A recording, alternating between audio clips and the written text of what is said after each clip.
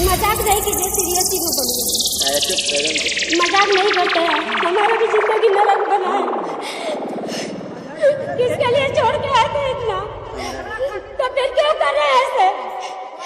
मरने चले तो फिर सबने कहा था हमारे साथ।